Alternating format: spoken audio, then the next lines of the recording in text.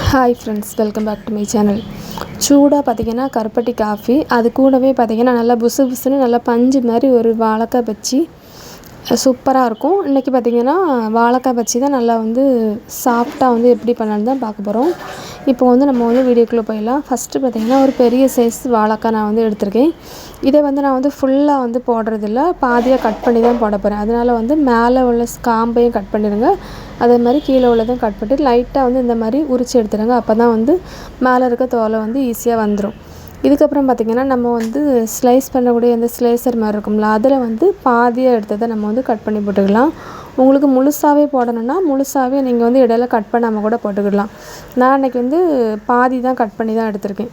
நம்ம ஃபஸ்ட்டு எடுத்ததை எடுக்க வேண்டாம், மீதி நடுவில் வரக்கூடியது எல்லாமே நம்ம எடுத்துடலாம். இப்போ எல்லாமே எடுத்தாச்சு. இதை அப்படியே எடுத்து தனியாக வச்சுருங்க. ஃபஸ்ட்டு ஃபுல்லாகவே எடுத்துடாதுங்க, கருப்பாக மாறிடும். பாதி மட்டும் எடுத்துடுங்க ஃபஸ்ட்டு. இப்போ ஒரு பவுல் எடுத்துகிட்டு 1.5 கப் அளவுக்கு கடலை மாவு எடுத்துடுங்க. ஒரு 2 டேபிள் ஸ்பூன் அளவுக்கு அரிசி மாவு. இது நல்லா கிறிஸ்பியாக இருக்கும், அதுக்காக தான். ஒரு 1/4 டீஸ்பூன் அளவுக்கு காயப்பொடி போட்டுவிடுங்க.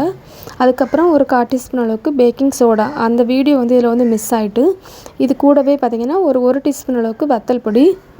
அதுக்கப்புறம் பார்த்திங்கன்னா ஒரு 1 டீஸ்பூன் அளவுக்கு மிளகு பொடி. இது கலருக்காக தான் நான் காஷ்மீரி வத்தல் பொடி தான் போட்டிருக்கேன். அப்படி இல்லைனா நீங்கள் இதில் நான் போட்டதுலேருந்து பாதி மட்டும் போட்டு விடுங்க, கரெக்டாக இருக்கும். இப்போ இதுக்கு தேவையான அளவுக்கு சால்ட்டும் போட்டுட்டு நல்லா ஃபஸ்ட்டு தண்ணி எதுவுமே ஊற்றாமல் நல்லா மிக்ஸ் பண்ணிவிடுங்க. அப்போ தான் ஒன்றா சேர்ந்து மிக்ஸ் ஆகி வரும். இப்போ கொஞ்சம் கொஞ்சமாக தண்ணி ஊற்றிட்டு பார்த்திங்கன்னா நம்ம இட்லி மாவு பதத்துக்கு நல்லா மிக்ஸ் பண்ணி எடுத்துக்கணும். அப்போ தான் பச்சியில் நல்லா அந்த வாழைக்காயில் ஒட்டும். இந்த மாதிரி இருக்கணும். இது இப்போ நம்ம அடுப்பில் பார்த்திங்கன்னா நான் ஆல்ரெடி எண்ணெய் போட்டிருக்கேன். அது மீடியம் ஃப்ளேமில் நல்லா சூடானதுக்கப்புறம் நம்ம ஒவ்வொன்றா போட்டு எடுத்துக்கிடலாம். எண்ணெய் பார்த்திங்கன்னா நல்லா சூடானதுக்கப்புறம் மீடியம் ஃப்ளேமில் வச்சுருங்க. அப்போ தான் கரெக்டாக இருக்கும். இப்போ பார்த்திங்கன்னா நல்லா புசு புசுன்னு நல்லா ஊதி வரும். நம்ம பேக்கிங் சோடா போட்டதுனால அந்த மாதிரி வந்திருக்கு. இப்போ 2 சைடுமே நல்லா வெந்ததுக்கப்புறம் நம்ம இதை எடுத்துடலாம். இதுக்கு பார்த்திங்கன்னா நம்ம தேங்காய் சட்னி வச்சு சாப்பிட்டாலும் சூப்பராக இருக்கும், நார்மலாக சாப்பிட்டாலும் நல்லா தான் இருக்கும். நான் அன்றைக்கி பார்த்திங்கன்னா கருப்பட்டி காஃபி தான் இதுக்கு வச்சுருக்கேன்.